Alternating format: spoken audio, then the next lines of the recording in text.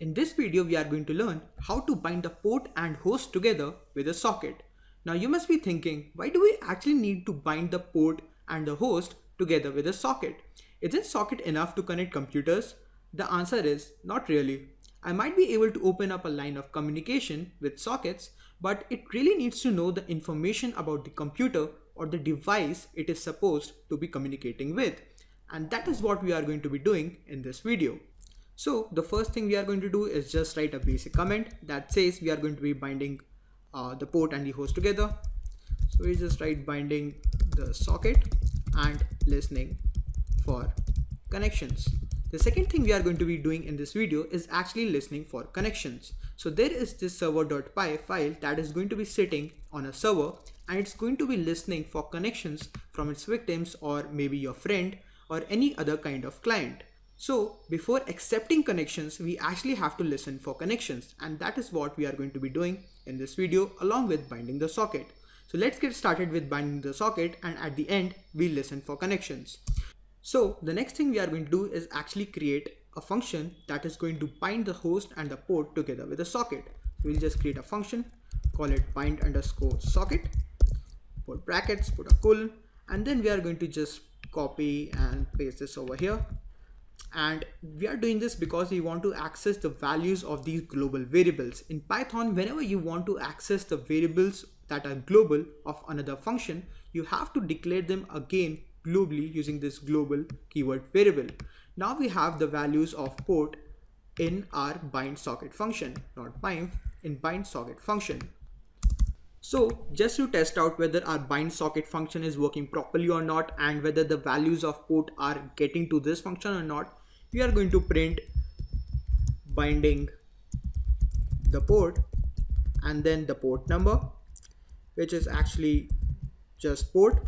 And because this port is an integer, we are going to write string so that it gets converted to a string, and we'll just cut and paste the port inside it.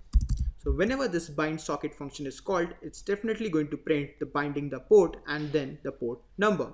So till now we have not actually binded the socket with host and port, and now we are going to change that. So we'll just write s.bind, and this is known as a tuple. So inside these brackets I'm going to write another bracket, and then inside this bracket I'm going to write host comma port, and this is going to bind the host and the port with a socket, and this host comma port format is known as a tuple in Python. So anyways, now that we have binded it, sometimes there might pop an error and it might not actually be able to bind the host and port with a socket. So in that case, we are going to use the exception tactic. We're just going to write except and then socket.error, same as above. We are just going to write as message, not massage, just message. And then we are going to print out the same thing, socket binding error, and we are just going to print the message by converting it to a string first. But what we also want to do is that whenever there is an error of connecting and socket binding, we want it to try again and again. So what we are going to do is we are just going to change the lines, and then we are going to print retrying. And after that, we are going to use a technique called recursion. Recursion basically means calling a function inside a function. So whenever there is an error, what we want this function to do is try again. So how can we do that? Through this technique called recursion. Inside this except, we are going to call this bind socket function again. So on the next line, we can just call the bind socket.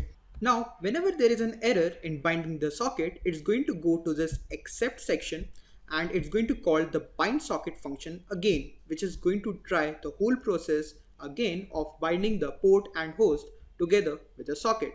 Now that we are done with the binding section, let's focus on how to listen for connections from our client. That is very easy. We just write s.listen, and then inside brackets we put a number such as 5. So why is listening important? So imagine a situation like this. There is a server and then there is a client, which can be your friend or a victim, and he's saying that I want to connect to the server. So for this connection to happen, the server should be continuously listening for connections from various computers. And that is what this s.listen function does. And what is this 5 number inside this function of s.listen? It is basically the number of bad connections it is going to tolerate, and after which it's going to throw an error. And during that error, it's going to come to this area and it's going to call the bind socket function again, and it's going to retry to connect to that computer. So first we bind the port and host, and then we listen for connections. The next portion is about accepting the connections, because listening to the connections is just not enough.